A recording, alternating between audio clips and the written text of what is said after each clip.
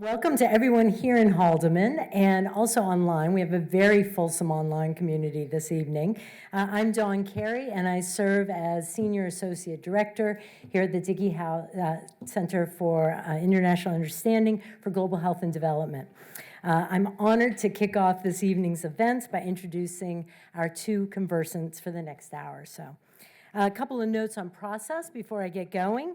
Just a reminder that Dartmouth and the Dickey Center are committed to protecting free expression and peaceful dissent. With that, we would ask you to not interfere or disrupt today's program, which would include preventing attendees from seeing or hearing our guests and moderator and/or interfering with our guests and moderators' ability to speak or be heard. You can always raise your hand and we can hear from you that way. Questions from the live audience will be taken from the moderator later. Thank you. So I'd first like to introduce Tori Hole, our director here at the John Sloan Dickey Center. Since joining us here at Dartmouth in 2021, Tori has brought a wealth of experience in public policy, diplomacy, and international leadership, all grounded in a deep commitment to peace, justice, and global cooperation. Her career has taken her from Capitol Hill to the State Department and global policy think tanks, where she shaped U.S. engagement with the United Nations, advanced peacekeeping efforts, and championed the protection of civilians in conflict zones. Tori's warmth, thoughtfulness, and unwavering dedication to international understanding shine through not only in her work, but also in the way she mentors and teaches students, fosters dialogue across difference here at the college and globally, and in her ability to bring people together around the world's most pressing challenges. We're thrilled to have her here at the heart of Dickey Center's mission, guiding the next generation of global citizens with insight, integrity, and heart.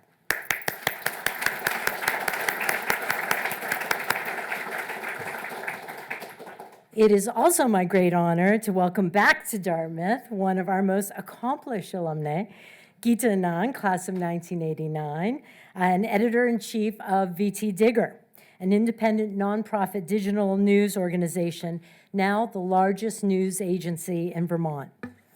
Geeta also served as a member of the Board of Visitors for both the Rockefeller Center, our friends across the street, as well as our beloved Dickey Center Board of Visitors. Geeta's time at Dartmouth laid the foundation for a remarkable career, bridging the worlds of investigative journalism, public service, and global storytelling. As a student at Dartmouth, Geeta's interests were as diverse as they were profound. Though starting as a pre-med, her intellectual curiosity led her to switch over to history, a move that would shape her future career. Her time at Dartmouth was defined by her commitment to service and activism. She made her mark as a staff writer for the Dartmouth newspaper and as a morning newscaster on WDCR student radio station with Jim. I just heard that. Yay, Jim. Geeta wasn't afraid to speak out. She was an active protester against apartheid in South Africa and served as president of the International Students Association, advocating for greater diversity and inclusion on campus. Geeta's commitment to social justice was mirrored in her work outside of Dartmouth as well. As a Tucker Foundation Fellow, now the Dartmouth Center for Social Impact, she worked at Mother Teresa's Home for the Dying in India.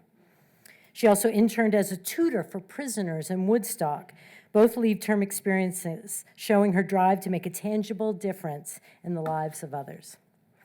After Dartmouth, Geeta went on to a distinguished career in journalism, where she has spent nearly 3 decades shaping the field with her powerful investigative reporting. As a foreign correspondent for the New York Times and the Wall Street Journal, she reported on a wide range of international issues from India, breaking stories that sparked congressional action and brought global issues to the forefront.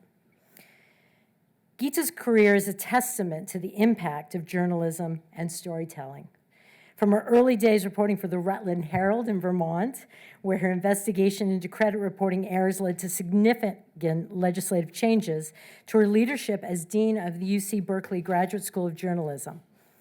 As the editor-in-chief of VTDigger, this Pulitzer Prize-winning journalist and author continually evinces the power of journalism to inform, expose, and inspire change. Her work has been instrumental in telling stories that matter, from local investigations to global narratives, and she brings that wealth of experience and insight to her leadership at VTDigger, where she's committed to upholding the highest standards of rigorous, community-focused journalism. Please join me in welcoming back to Dartmouth a true leader in journalism, Geeta Anand.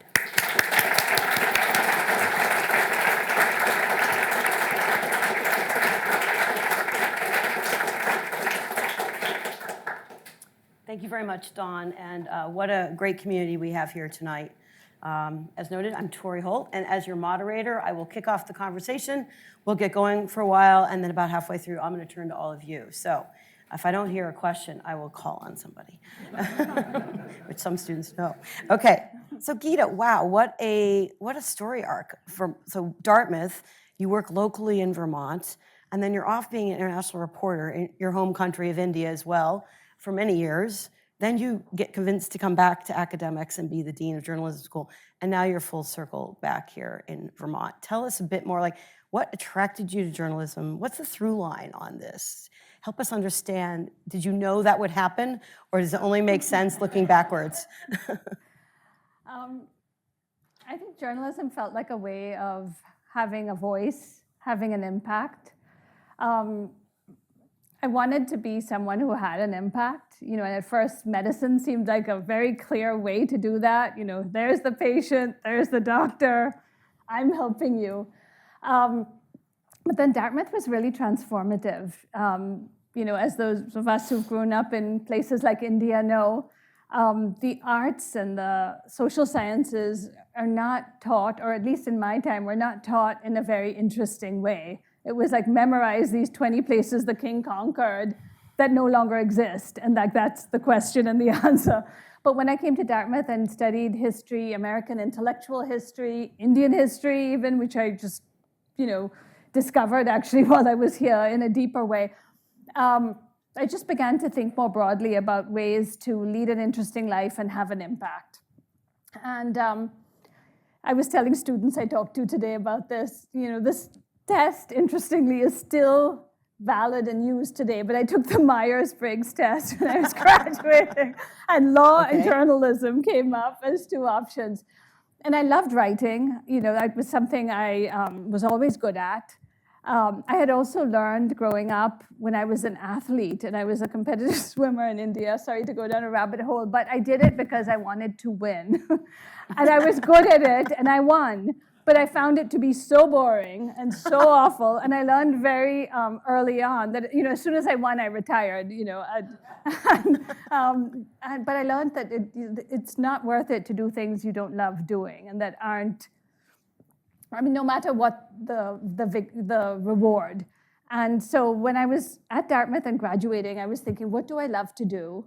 What am I good at? And how can I have an impact on the world? So you knew from the moment you stepped on campus that this would be your whole story arc, right? No. Okay, we'll come back to why you moved back to Vermont. But sorry, I think I went off on a tangent. No, it's good. Okay. It's good. For all the swimmers out there, stay in the game. No, give up.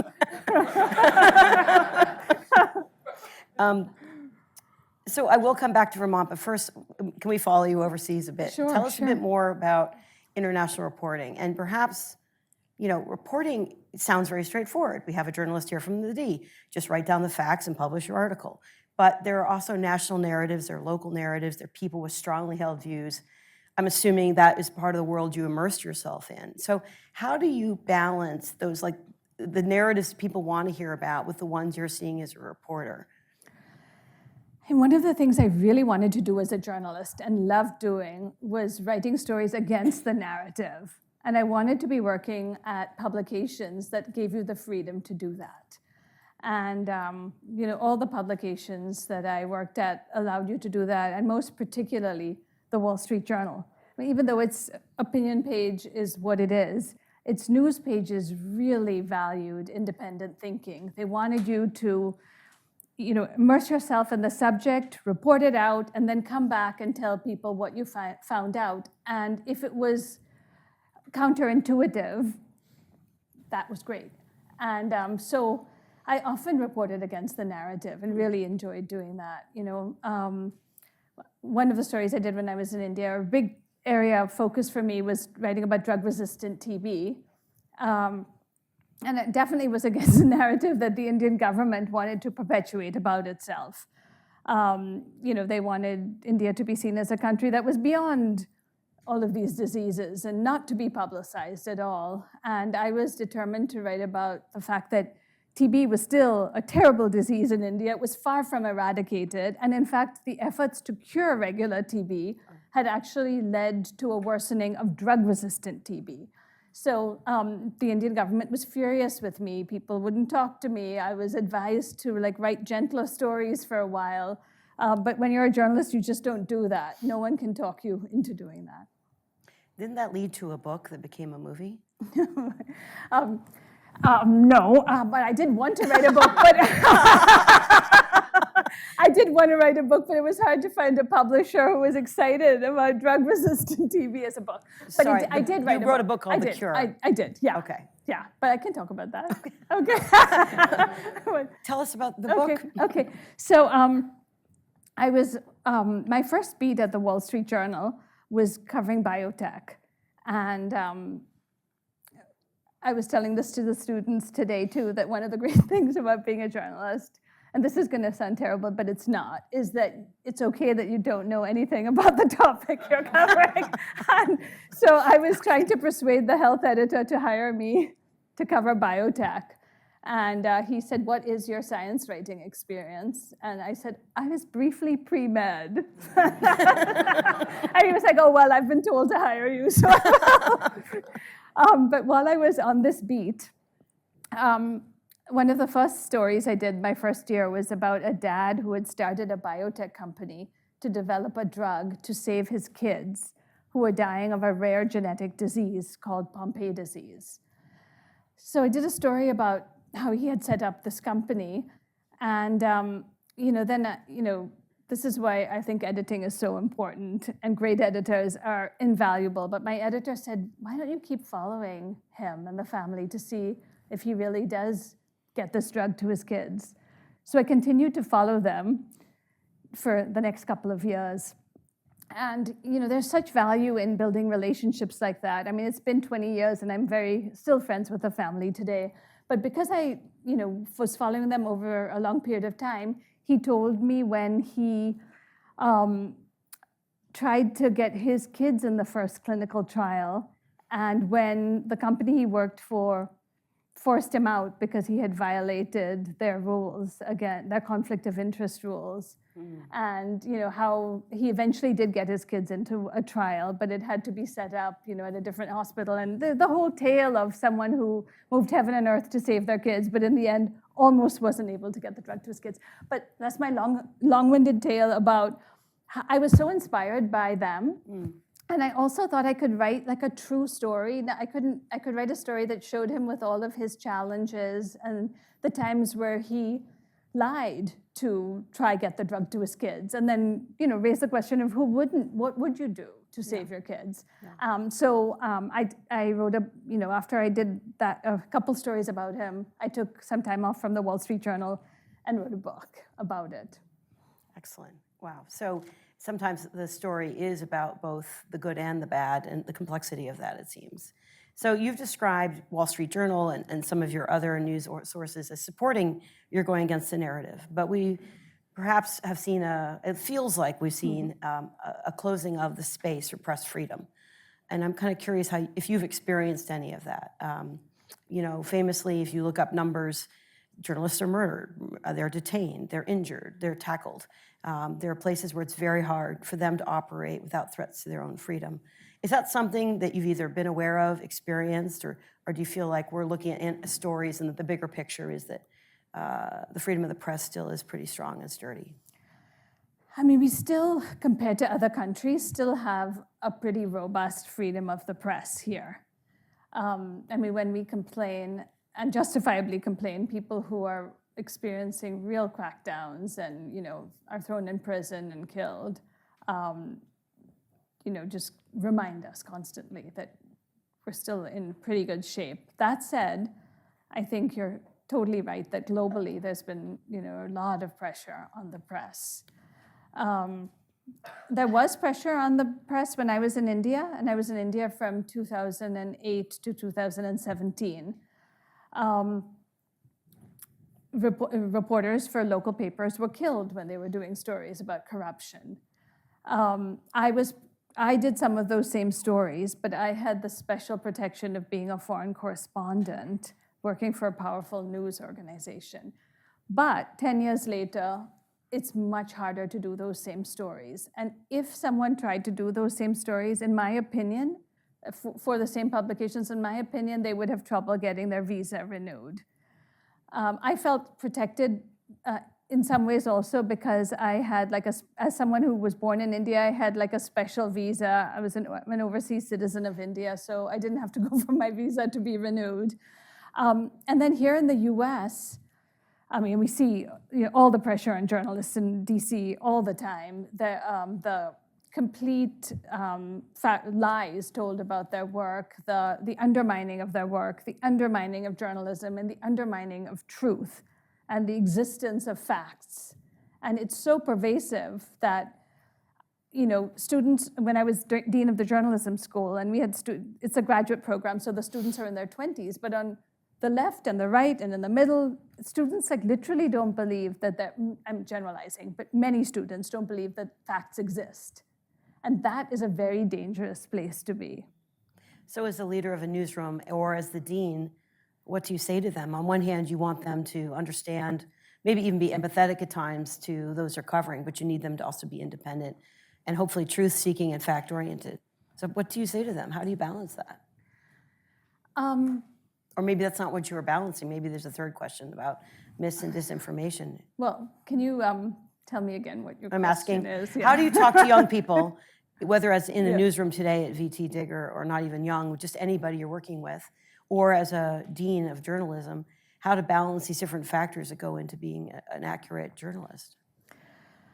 I mean, what I would say to our students at the journalism school, many of them arrived and steeped in the age of social media. So, many of them arrived just wanting to tell the stories they believe to be true, like shout out their opinions, and only talk to the people they agreed with. Not all, of course, but a sizable number, which is astonishing if you're a journalism school and you've come to a master's degree program. So, and I taught the intro classes, even when I was dean. And I taught the ethics class. And my goal was to show them the stories they would have gotten wrong if they had only talked to the people they agreed with or only talked to the people who looked like them. And so it really was just proof, like give them examples, send them out to do stories. Which you did, I hear. Which I did, yeah. We were discussing that, yeah. And at Digger, Digger has a great culture, a great news culture already. So no one thinks that they should only talk to people who agree with them or who look like them. I still think we always need to be reminded, even I as a reporter would turn in stories that inadvertently reflected my bias. Like we all, I think, understand that we have biases. The goal as a journalist is to know you have one, what is it, and try to set it aside and report your story with an open mind. So all of them need to be reminded, just as I did, to go seek opinion, a comment from someone else, make sure that the story has clear context, like what the heck, anyway. Excellent. So one of the other big changes, and then I'll soon turn to the audience, so you have one more question to think about yours, is the model of journalism seems to dramatically changed. I know when I've come into the classroom and mentioned to the students that I was reading the newspaper, I mean literally I have a physical newspaper, and they're like, okay, on your phone? So it's not just the way that we get news, but also the financial model for it. And so something like VTDigger, how does this work in today's age where you're committed to journalism, but somebody like me is an archaic example of someone actually buying a physical newspaper? The ad revenues aren't necessarily there. There's competition from other sites. How do you think about that as a business? So journalism, the business of journalism has been transformed. And just the form of journalism has been revolutionized in the 30, 35 years that I've been a journalist. all along the way, people have been saying journalism is dying or dead. Okay. You know, when the internet came in, people were like, that's it, that's the end of journalism. Yeah. But what has changed is the business model. And with social media, so much of advertising has gone to social media. And the Rutland Herald, where I worked, is a skeleton of its former self. You know, the VTDigger was founded by some of the people, or a woman laid off from the Rutland Herald. One of the reporters who's still there at VTDigger was a reporter with me at the Rutland Herald and was laid off from the Rutland Herald. So that model has died, and luckily new models are evolving. And one of them is the model that VTDigger is built on, which is the model of nonprofit news, where there's no barrier to reading it. You don't have to pay for a subscription. Anyone can read it, which is really important, so that we don't just have fake news being free and like well-reported news costing a subscription. And our audience gives us gifts. Our audience funds us. So trying to appeal to people who live in the state and who care about news to contribute to VTDigger as they would to their library or the ballet or the fire department in town, the volunteer fire department, but to think of it as a vital service, to think of information as a vital service. And VTDigger was a pioneer in this model. It's 16 years old, and it's one of the most successful models. So that's one of the viable options. Okay. Well, thanks so much. I think that's got us started a little bit, and I'd love to open up this conversation to the folks here in the room. So do I see any hands? I see a hand right here. Please go ahead. Hi, I'm Nico Durazio. I'm a sophomore at Dartmouth. Oh, hold on. Sorry, Ego. Thank you. We're just going to give you a microphone so everybody can hear you. Hi, sorry. I'm Nico Durazio. I'm a sophomore at Dartmouth. And I was wondering, given the recent defunding of NPR and other news sources, I know there's been a lot of contention around that lately. There have been a lot of discourses about a need for maybe a nonpartisan news source, and a lot of people maybe had thought of NPR as that nonpartisan news source, and certain voices are saying that that's not what it is anymore, and that's why it got defunded. Do you believe that there is a need for a nonpartisan news source, or do you think that with a lot of news having inherent bias, that's something that we should appreciate and something that people really want to buy into, or you think there's room for both? I think there's room for both. I mean, when I was in India and I would say we were nonpartisan and independent, most reporters and news publications and just people were like, what? Like, because in India, like no news publication is nonpartisan. I think NPR did a fantastic job of trying to be that nonpartisan, independent source. Like almost everyone, I'm sure bias crept in. Bias creeps into every single thing any of us write. Could they have worked harder, to be vigilant? All of us could always be vigilant. But, I think one of the solutions, I was talking about VTDigger and how we're, nonprofit and funded by our audience, but that is really a challenging model. I'm so glad we have it, but I think independent news, or news where people are trying their hardest to be independent and not beholden to anyone, is so important that I think there should be many sources of support. So government funding would be an important source of support. It shouldn't be the only one, so that you are independent in case the government tries to manipulate you, which often happens. And the other one should be advertising. Okay. Excellent. All right. Let's see. Who else? We got a student right here, and then we'll go in the middle. And over here.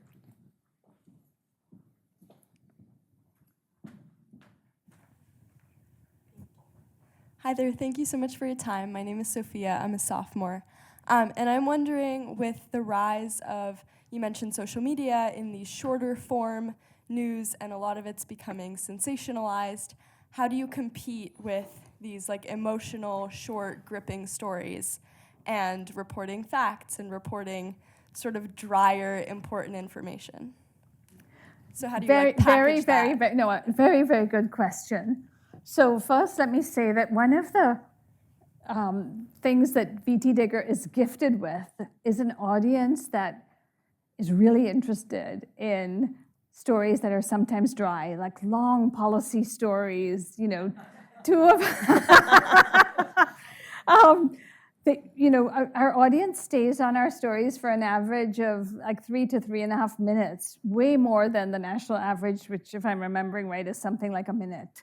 Wow. However, I think the answer is not to say, hey, our audience is interested in long, dry stories, but is to constantly be trying to make your stories as interesting as possible.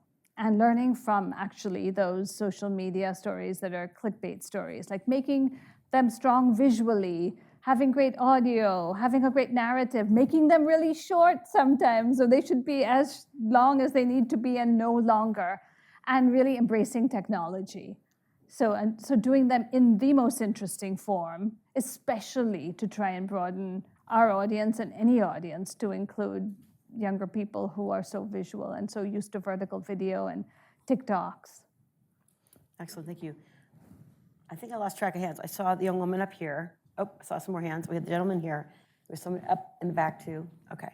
So why don't we go here first, and then we'll come to the middle, and then we'll go over here. Hi, thank you so much for coming. I'm Navya, I'm a junior. I'm from Delhi. One of my questions was, given the way that the news landscape has changed over the past few years, and given that people tend to read the sources that confirm their biases, how do you think about apathy, and how do you think about disconnect from like a shared fact when, as a journalist, like as the person writing? I mean, that's a good question, and I think that's like one of the most challenging issues in journalism, for democracy, for public policy, if we're just absorbing completely different, our news from completely different sites with sharing based on vastly different pieces of information. How do we come together to actually vote intelligently on topics? And what happens to a democracy when the media and the sources of information are so fractured and so polarized? I think it's very, very scary. And my only hope is that, one possible path forward is sort of, and this is very self-serving because it's the path I'm walking right now, but I really do believe that rebuilding trust begins locally. And there's lots of research showing that people who are more conservative in their orientation and in red states do believe local news. They don't believe national news and are confused because it's so polarized. But they believe local news because they often know the reporter, so they are not writing them off as some confused left-wing nut. They know the reporter, and they also know what happened. They were at the city council meeting, and then they see the story, so they know it's actually based on accurate information. So I really think in these times, like leaning into like local activism, local news, local journalism, and really investing in it, because it's lost, as I was talking about the Rutland Herald, which is a shadow of its former self, and there's hundreds of publications across the country that have closed. So leaning into just your community around, not just ranting and raving about what's happening at the national level, but actually focusing locally is one way of countering that. All right. I think the gentleman here is waiting, but while you're bringing the microphone to him, so do you see a link between journalism and democracy? I think you're implying that, but what do you see that relationship like? Oh, I think that journalism and accurate information is just fundamental to democracy. So with journalism polarized at the national level, I think it's just a fundamental threat to democracy. Like if you delegitimize journalism, basically information about what's happening, you make it impossible for a democracy to function. Okay, very clear connection there. All right, do you have the microphone? Go ahead. Hi, I'm Jeff Ruoff. I teach in the film department. I believe in facts, but I've been writing personal essays recently and have 4 brothers. And so if I write about like my kidnapping when I was a child, everybody has different perspectives about how our parents reacted, and or I had another example, but so you know you have and memory. Oh, another thing. I'm writing an essay about my dad. One of them said it's very, very, very harsh, and I would have said, well, the truth is harsh, but not very, very, very. And then another brother who said that never happened. That scene you described, and then so it's like, do I trust his memory or mine? So, you know, so there's this pivotal dimension to facts. It's not like they didn't occur. Yeah.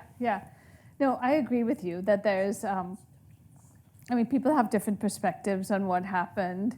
And for that reason, it's important to interview all of you brothers. And then Well, I'm Cousins, some uncles. and then tell the story.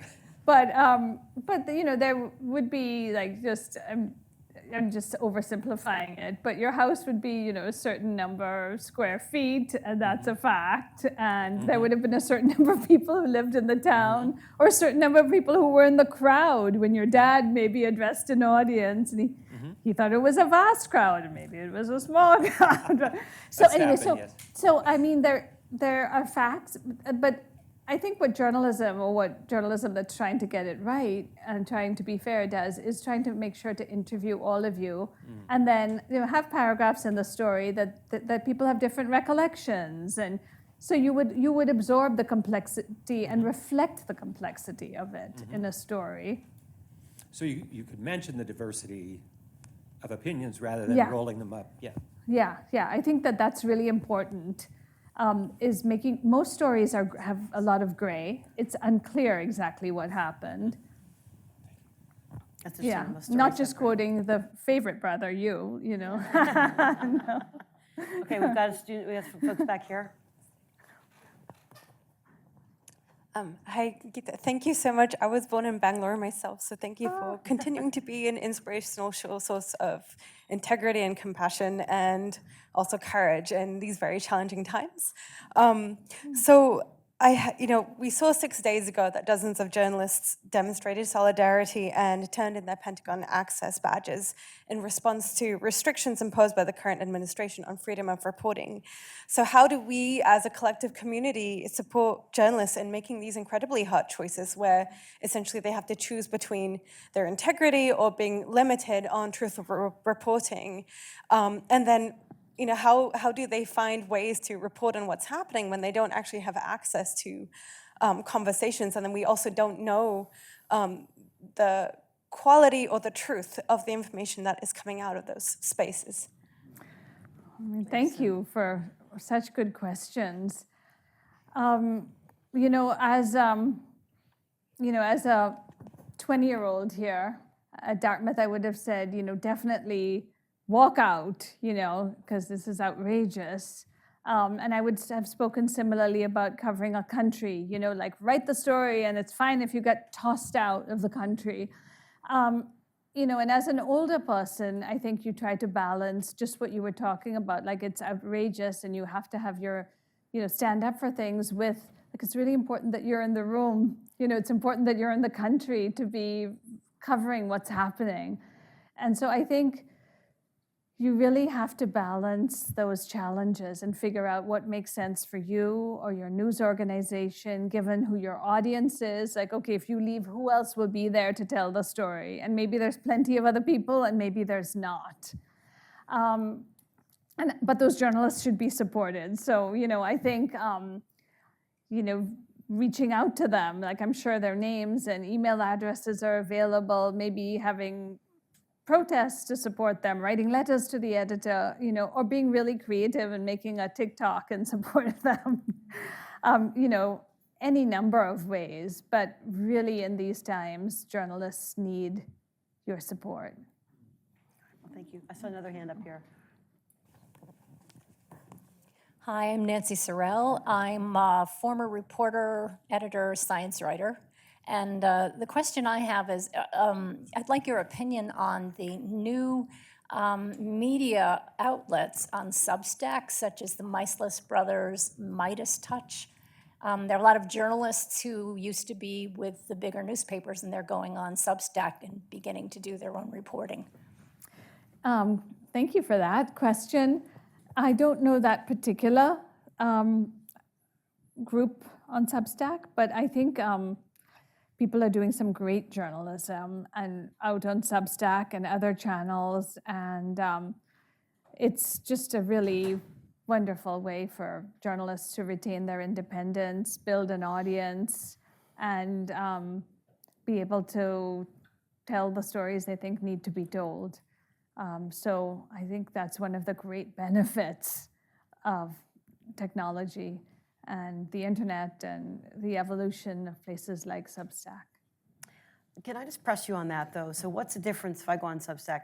How do I know what's journalism and what's someone's opinion or the novel about your father? You know, I mean, like, there's so much material on there, and it's up to the reader, I think, often to figure out what it is. So how would you advise us on that? Yeah, so I think where it's worked well is where I've been excited is when people have already built up a reputation for integrity and great journalism. So then when they go there, you know that this is a great journalist. They just resigned from whatever, CNN and they're continuing to do great work. Because, otherwise I completely agree with you.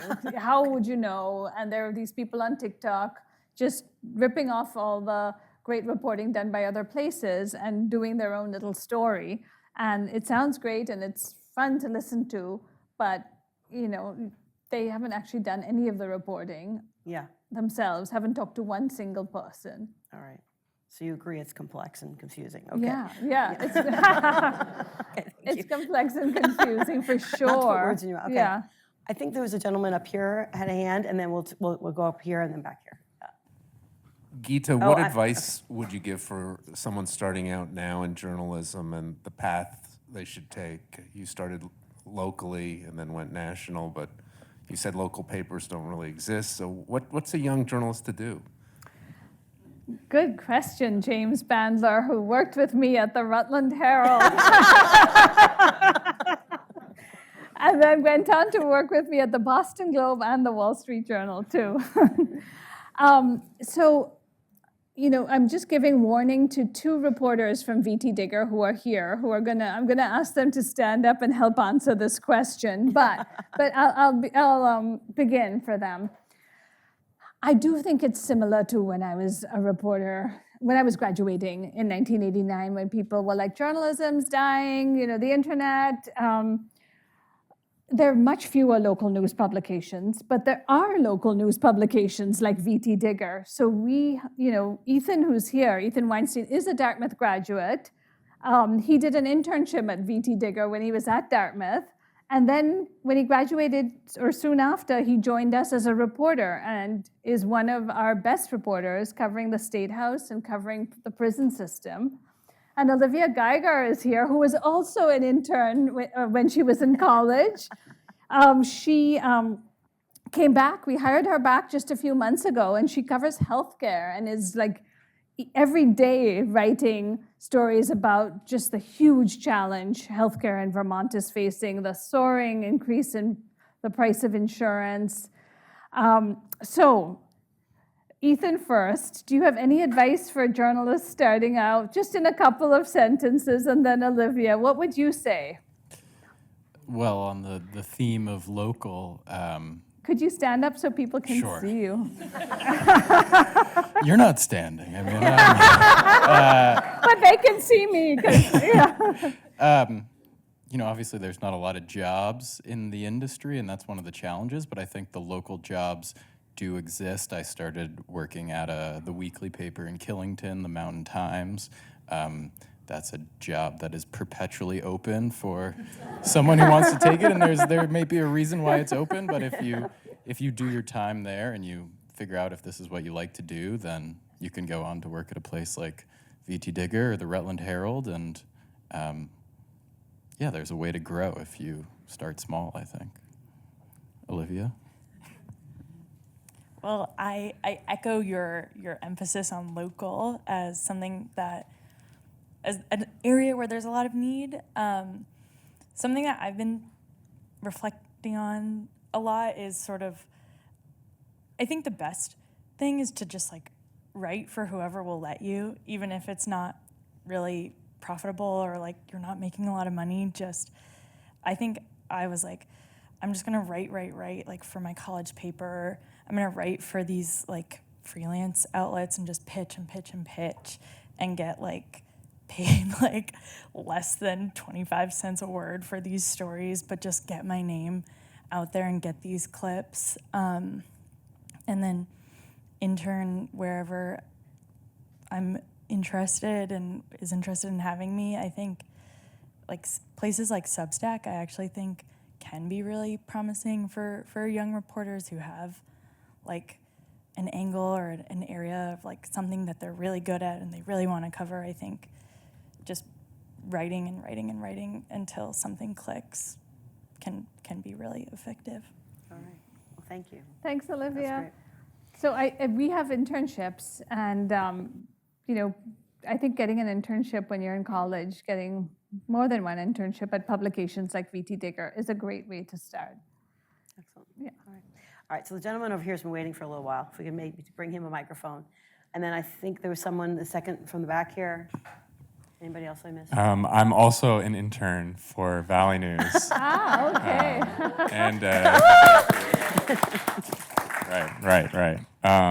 I graduated here this past summer, and as I've been writing, I think one of the strong suits about local journalism, as you mentioned before, was the kind of autonomy that you get as opposed to these national publications that are, well, I guess I wouldn't be able to say if you get more autonomy or not, but to me, as a fan of Noam Chomsky, I see the big outlets as controlled by these large media conglomerates and billionaires. But then I still notice that the stories that we write, especially the stories that do the best, are in conversation with these larger entities and the kind of conversations that they're putting on. And I wonder how you maintain the autonomy of a local paper while still answering to the ongoing conversations that people are interested in.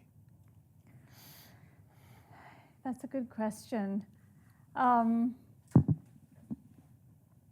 I think it's by continuously expanding the group of people you're interviewing, who you're in conversation with, continuously, reading new research on topics, keeping an open, always curious mind. Because when people wouldn't talk to me, and often they were the CEOs of companies, were refusing comment, and I would, be emphatically saying, I'm only as good as the people I'm talking to. Like, if you won't talk to me, will have no idea what your perspective is, and my story will not reflect anything to do with your point of view.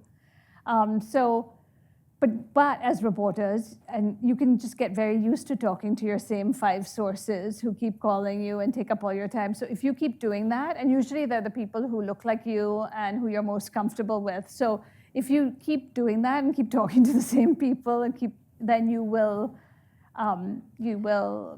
begin to miss the broader story or the real story. Okay, thank you. All right, the gentleman, 2 from the row back, and then in the back here. Hi, Geeta. I'm Rishi. I'm a junior here, also from Mumbai. I had a quick question for you about the sort of role of the larger media corporations and corporate ownerships of a lot of the news agencies we see right now. As a journalist, you spoke about navigating pressure from governments, but how do you deal with and how do you navigate pressure from, say, your bosses or the owners of newspapers that you're working for, and how do corporate interests really play a role in your stories there? Another very good question.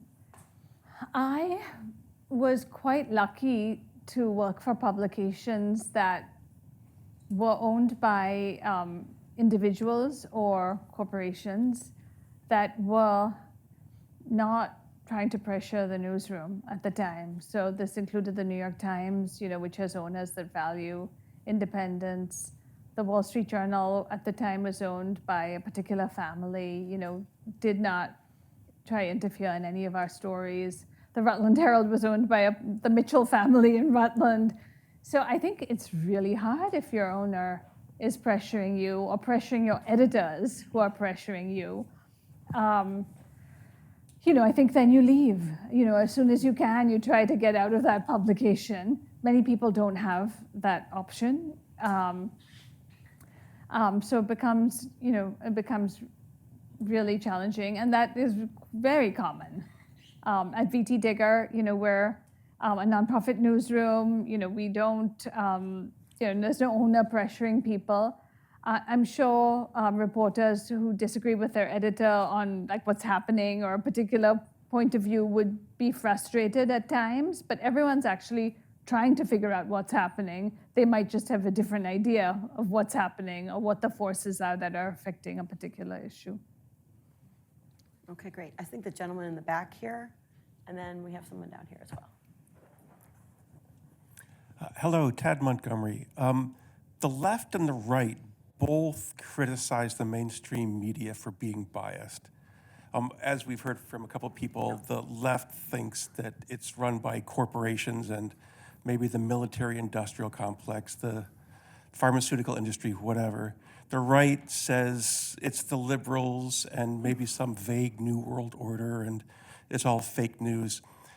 I would ask you, what would you say are the biases of the big mainstream media? We're all conspiracy theorists, and we only realize that it's a conspiracy when it's about us. Then we realize how false it is. And of course, some conspiracies turn out to be true. So where do the biases lie? The biases I would argue, or one bias, is the socioeconomic group of people who tend to become journalists. So it is people who are, more upper middle class or wealthy. It's one of the reasons when I was dean of the journalism school that I really wanted to focus on scholarships for students to change who gets to be a journalist. This is because we're just influenced by our background and just that's how we see the world. So that's our prism. So therefore, we would miss some big stories.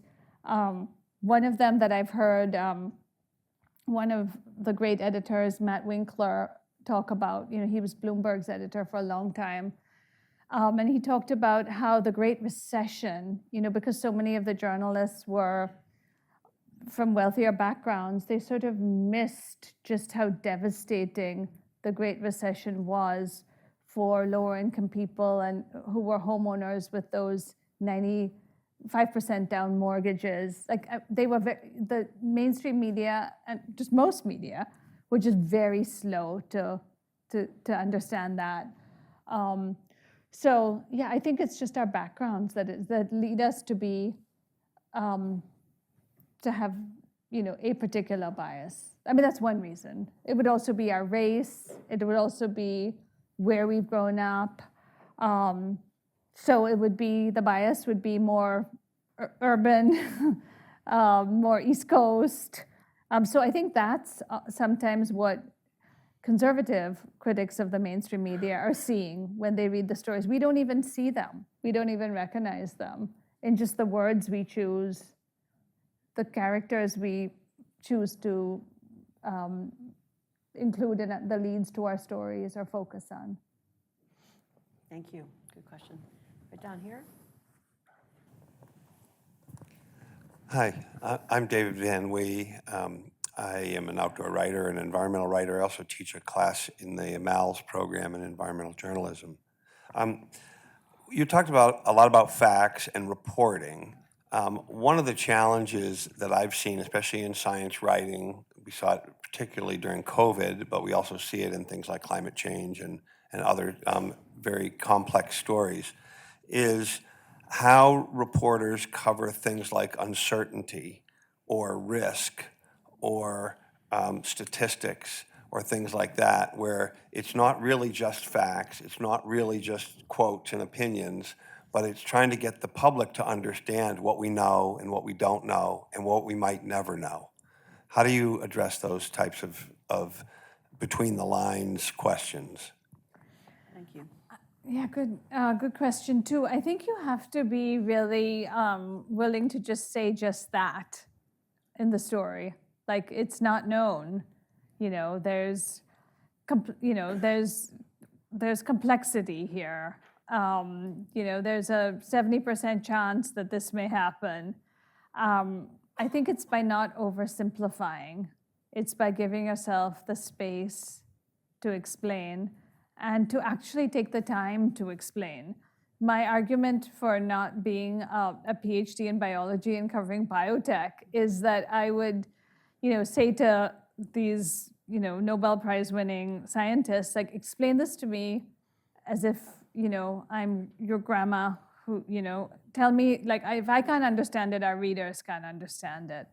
So, like, really understanding the complexity and then simplifying it, but not running away from the complexity. But the shorter stories and so much of the media will try to simplify it to get more clicks or more eyes on it, because complexity, isn't the thing that draws most people to a story. Yeah. And that should be allowed to be the story if it is the story, with no apologies. So you're at Dartmouth, and so maybe a version of your question is, what happens when their story is complex, and to cover it, you need a journalist to have the time and energy to translate that over more than a couple clicks. Like, how do you make it, as an editor, how would you make a decision? Like, important, but not necessarily going to grab the audience, but worthwhile reporting on? Like, it seems like that is a resource that you don't have an infinite amount of time and energy to invest in. Yeah, I know you don't. So we have 20 people in the newsroom, and Vermont feels like a very big state when you have 20 people. We got an angry email from someone saying, when we covered the No Kings protest over the weekend, we weren't in Bennington, Vermont, which is, one of Vermont's biggest cities. And I was apologizing. We had, I think, 3 reporters and 3 photographers out over the weekend, but they didn't make it to Bennington. And so resources are limited. So it's figuring out what are the most important stories. What do people really need to know? And that means the only way you can do it is deciding what story you're not telling, where you're not putting resources. Yeah. And I think it's probably better not to cover the story and not to put the resources into it than to do it poorly and oversimplify and make like a complicated thing a one-day story. Some tough choices. Okay, I see a couple more hands. Why don't we take a round? We're going to close this around 6-ish. So we have a gentleman here, a lady here, and then 2 more over here. Let's start with these 2 right here. Hi, Geeta. My name is Jim Coonan. I'm a former reporter, or I guess we're like Marines. We're never former. We just stay reporters forever. I'm inspired by the fact that after everything that you've done, you came back to Vermont, but I'd like to go back to a question you asked earlier. What brought you back to Vermont, and what attracted you in particular to the VTDigger business plan that they have? And I'd also like to know what other plans are out there. The Berkshire Eagle has its way of doing things. There's a nonprofit in Philadelphia that helps the Philadelphia Inquirer. In Baltimore, we saw the Baltimore Sun go down under bad ownership, but the Baltimore Banner came out in its stead. I'm curious, what are the options for local journalism to survive, and what is it that brought you back to local journalism? Okay, let me take 2, because we've got 2 more, and then we'll be wrapping up, I think. Okay, so I think the woman right here, if you could pass the microphone on to her. Yeah, thank you. Are you answering his question? I don't No, know. we're taking 2 questions, and then she'll answer them. Both, apparently. Okay. Hi, thank you so much for being here. I'm Mary Brown. I'm the mother of a journalist. I am curious about, going back to your question of complexity and limited resources, how you see AI coming into the picture, and where you need to draw the line between relying on it for good reason, quote unquote, and just not? Thanks. Thank you. That's a good question too. So, I was at Berkeley, as you all know, early this year, thinking I was going to go back to teaching, and my husband and I were gonna spend the next few years in Berkeley. And I got a call out of the blue from Ethan Weinstein, who's over here, saying, hey, we're hiring an editor-in-chief, and we were just wondering if you might be interested. That was the message on my phone. And then 5 minutes later, Ethan and James Bandler called, but from James's phone, who's like, and I picked up, since I know, James is one of my very good friends. And all of a sudden I was on speaker. And James and Ethan and another Digger reporter, Peter Dioria, were there saying, hey, we're looking for an editor-in-chief, and will you take a call from our CEO, Sky Barsh, in half an hour? I usually say, I usually make it even more interesting, saying in 5 minutes. But anyway, in half an hour. And then when they called, I just couldn't even imagine it. I was like, okay, I'll take a call, but here I am. I'm in Berkeley. I have a house. I have friends and work. And but I took a call from Sky, and as I was talking to Sky Barsh, who's here, she's our CEO. I just started thinking about what fun it would be to be back in Vermont and back in this area. I went to college here. The places you go, you are living in when you're young, and the areas that you're in just are the ones I think that really feel like home to you. So if there's a place that's home for me anywhere in the US, it would be this area, because of Dartmouth and then because of my time at the Rutland Herald. So also our kids, our sisters, my cousin who's here, are all within driving distance of here. And I really love local news. So when I was leaving the Rutland Herald, James and I said to each other, it would be, let's come back here one day. And we had, let's come back, and it would be so much fun to run the Rutland Herald one day.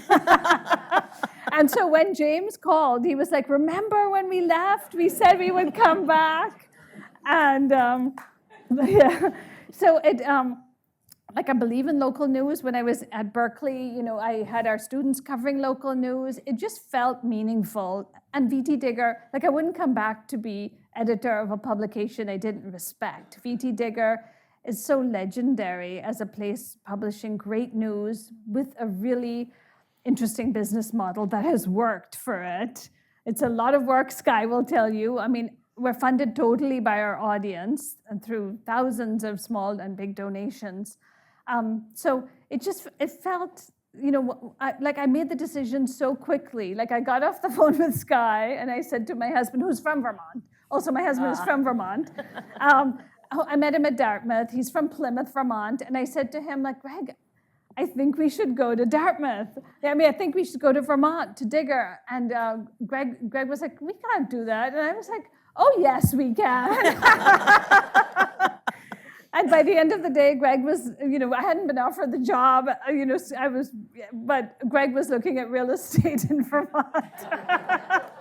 So that's the answer to that question. It just felt like coming home, and it felt meaningful. And AI is such a fun topic. So AI cannot replace us, because we decide who we quote first is a judgment call. It's who do we believe? Who do we think's saying the most important thing?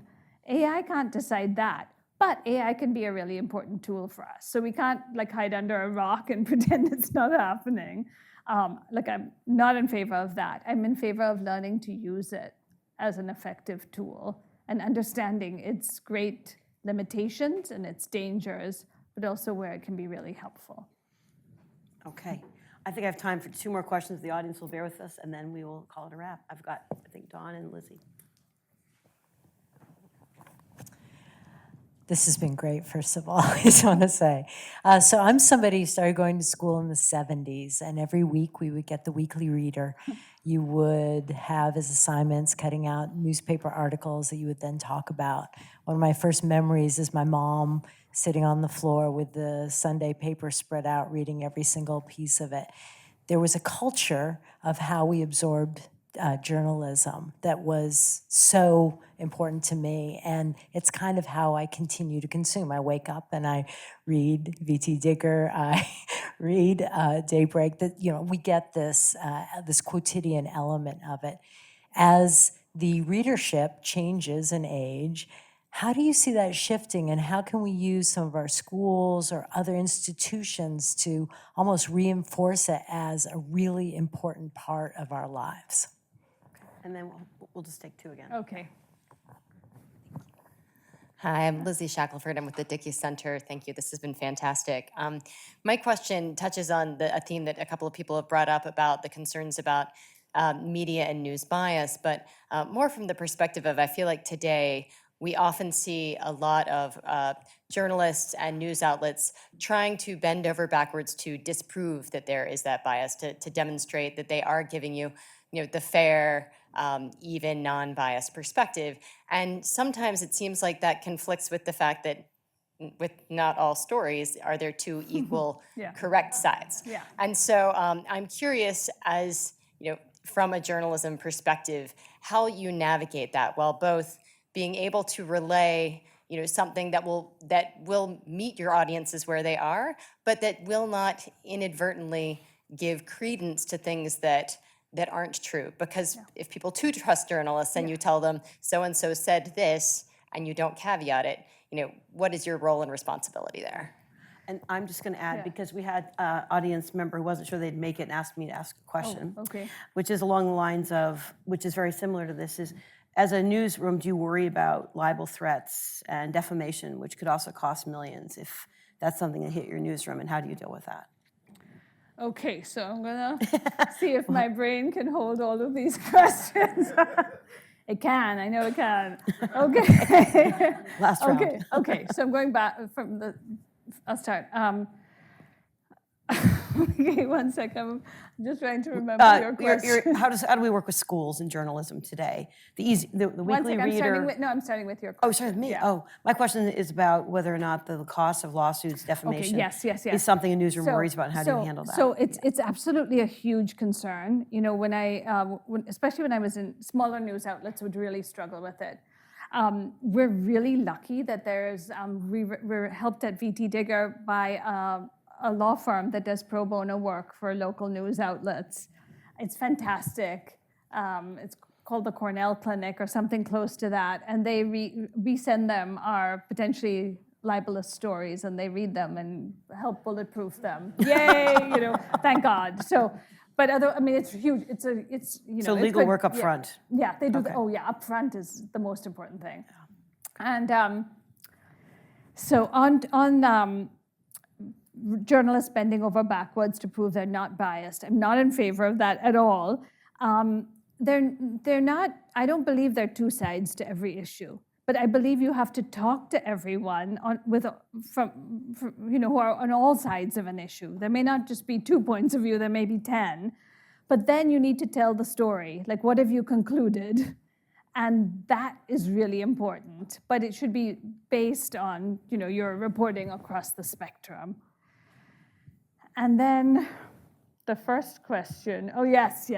Okay, so I think, you heard it here first, but I think this is what I really would love to do, is I think there should be sort of like a report. There is such a thing, but like Teach for America, way beyond that. But I really believe we should make journalism part of the curriculum in all colleges and universities.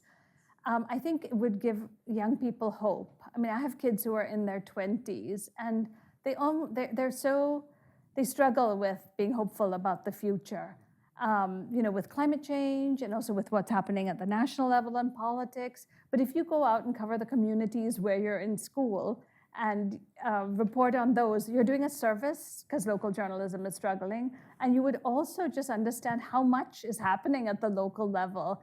And really, the members of the zoning board would be as interesting to you as the Bachelorette or whoever else, you know. Like, get people focused on actual humans doing things rather than, you know, people in their social media or these shows. But you know, you were talking about sort of looking at newspapers and loving them. I don't think that's going to come back necessarily, but because journalism, but that doesn't mean people won't love journalism, but it'll just be in different forms. So I think we need to lean into, like, we cannot hold on to the forms that we loved. I mean, we can for ourselves, but we need to, like, let journalists innovate and move with the technology and the times. I think that's a fantastic place to end, with that kind of hopeful message about curiosity and innovation. Great question.